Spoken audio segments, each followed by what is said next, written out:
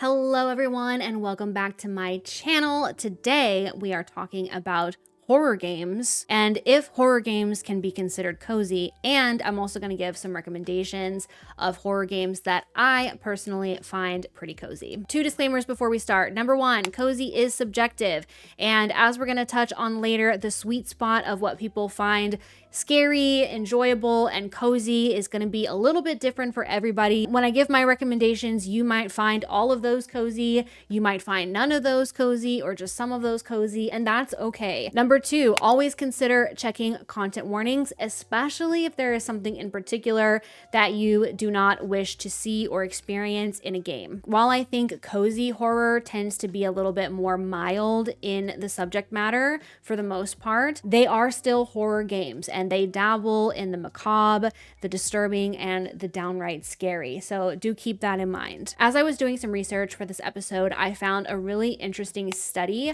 about the concept of recreational horror, and they talk a lot in that article about why horror appeals to people. Recreational horror is when we intentionally put ourselves in scary or unnerving situations, in this case via the games that we play. And when we're playing these games and we're experiencing these games, our body reacts as if it were real. So we get a lot of those same biological responses that we would get if we were experiencing something scary in real life. However, because our brain knows that it isn't real, we can enjoy that rush of sensations from activating those biological responses. And in doing so, we get a chance to also practice our coping skills. According to the study, horror games have been used to lower anxiety symptoms and have shown to help reduce stress, which is interesting because that is a similar outcome to what a lot of people experience while playing cozy games. And as they were doing this study, they were basically having people go through a haunted house and they were tracking their heart rate as they were going through. And then they were also having them self-report on how scared they were versus how much they felt like they enjoyed that experience. They graphed the enjoyment and the fear levels. And what they noticed when they graphed all of this is that there was an inverted U shape. So basically, to a certain extent, the more fear you experienced, the more enjoyment you had. However, at a certain point, the higher the fear, the lower the enjoyment becomes. So everybody has this kind of sweet spot of the balance of fear in order for it to still be enjoyable. And that sweet spot is going to be slightly different for every individual. We're going to come back to that, but we know that horror can be enjoyable. But can it be considered cozy? I obviously think that horror games can be cozy in certain circumstances. I think this is going to be a little bit different for everyone, but for me, horror is cozy when it's primarily psychological. So it's not overly bloody or gruesome. It doesn't rely too much on jump scares. When it gives me a lot to think about, that makes it feel more cozy to me. I also think that it is more cozy when the fear isn't constant, meaning there are breaks, there are lulls in the times of fear. This gives me a chance to feel safe when I feel like I want to feel safe. It gives me a chance to kind of process what I just experienced that made me really scared in a safe way. When it's a little bit more slow paced and you have those breaks, it puts you more in control of that fear level. And I think that to me is something that adds a lot to its coziness. I also think that cozy horror games rely a lot more on atmosphere and mood to make it feel scary or disturbing or slightly off. Again, instead of that like constant jump scares, bloodiness, gruesomeness, that kind of thing. And lastly, I think horror games can be considered cozy when they share characteristics of cozy games. These are some examples of those characteristics: repetitive gameplay, a focus on rituals and doing mundane activities. So think any farm sim, any game where you do a lot of gathering materials and crafting. Cozy games tend to have a certain aesthetic, things that are cute, a pastel color palette or a warm color palette. Games that have pretty low stakes games that have a breadth of optional activities that you can do so the player can really choose how they spend their time.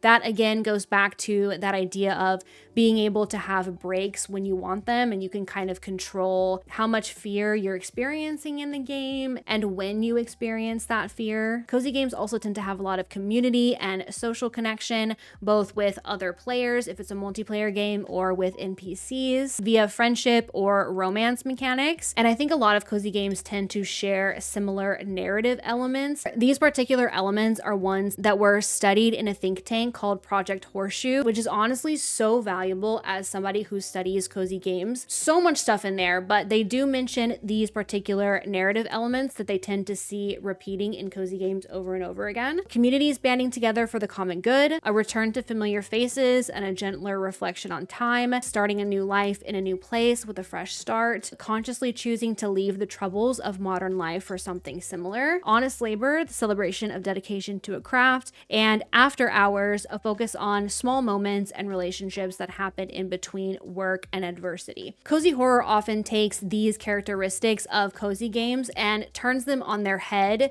in interesting ways. I also want to go back to that inverted U-shaped graph, and I want to make a prediction here. This is really just my theory. I would actually love one day to design a study on this. So we have that sweet spot between fear and enjoyment. I think for cozy games, that sweet spot is going to be slightly lower on the fear, so it would look something more like this. So everybody has a certain level that feels enjoyable, but maybe stressful or like very heightened in a certain way. But I think you might have a little bit of a lower level that is considered cozy. And again, there's more factors that go into it than just like your fear level.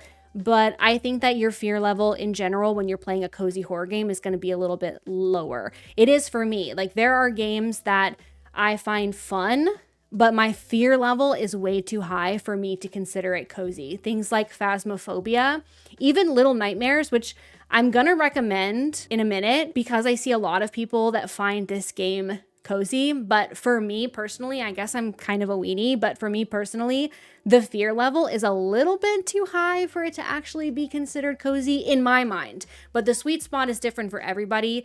And I see so many people recommending Little Nightmares as cozy horror that I am going to talk about it. That is just a theory that I have, but I just find this whole thing so interesting. So now let's do some recommendations of games that I think are cozy horror games. For each one, I'm going to describe the game, and then I'm going to talk about the elements that make it feel cozy. We're going to go with my favorite first, which is Dredge. In Dredge, you control a small motorized fishing boat. The game takes place on a day-night cycle where actions that you take, such as sailing or fishing, push the clock forward. As you play, you look for fish to catch or underwater items to salvage at certain spots, and as you're doing that, you play a short little mini game to bring your catch on board. If you stay out into the night, a panic meter starts to rise, with higher levels leading to hallucinations that change reality around the boat, and it will create hazards that damage the player's vessels.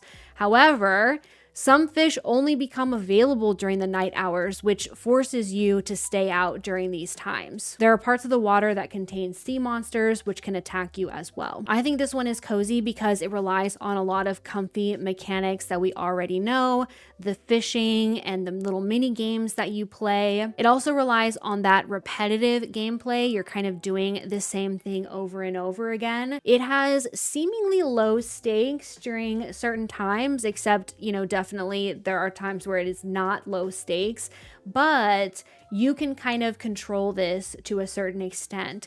You really can do things on your own time in this game. And while yes, there are certain times where you have to be out at night or you have to go over where a sea monster is, you can kind of decide for yourself when you're going to do that. So if you're like, okay, I got to go over here to this sea monster, you can go do that. You experience that fear or those heightened sensations. And then you can just be like, you know what? I need a little bit of a break. So I'm just going to go and I'm going to fish some easy fish for a little while. The next game is Little Nightmares. This is a dark, whimsical tale where you help the main character Six escape the Maw, which is a vast, mysterious vessel inhabited by monstrous people looking for their next meal, which is you. You'd explore that disturbing world and you attempt to escape. This one one relies a little bit more on jump scares and the fear of something chasing you and you have to be sneaky. I think the coziness of this one comes from the relatively cute aesthetics and the simple gameplay mechanics. It's just like a side-scrolling platformer. The next one is Oxenfree, and there's also a sequel, Oxenfree 2.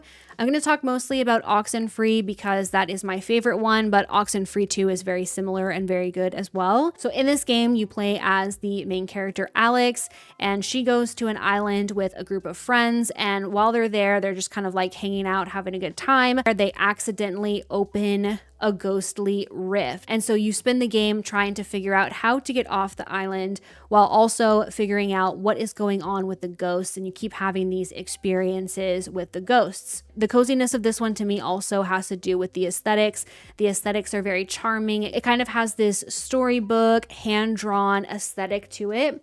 I also think the fact that it is narrative based is very cozy as well. It relies on narrative elements such as it takes a village, communities banding together for the common good. It has a lot of really touching small moments between the characters, which I think kind of falls in line with that after hours narrative element, a focus on the small moments and relationships that happen in between work and adversity. This one really relies on those lulls in the scary moments to tell you a compelling story and really get you emotionally invested in the story and the characters.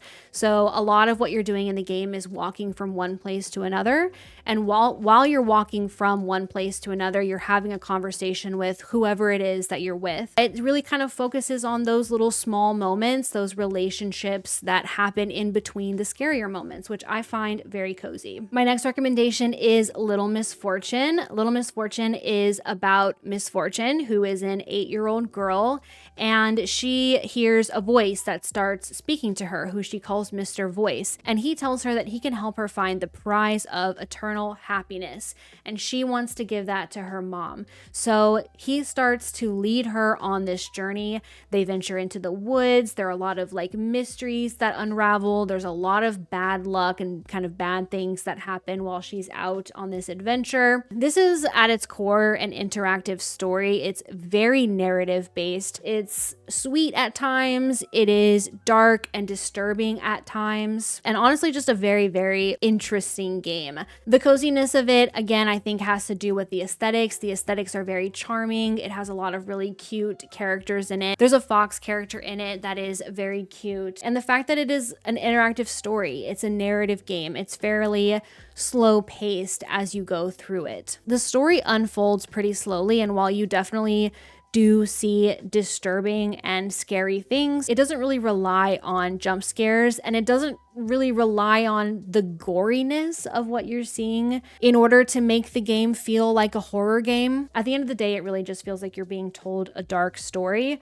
And yeah, I found it very cozy. The next one is Slay the Princess, which I think pushes the limit a little bit of not relying on gruesome elements. Slay the Princess is a 2D narrative game where you as the player gets dropped into the woods, and a disembodied voice tells you that you need to go kill the princess in the nearby cabin, otherwise the world is going to end.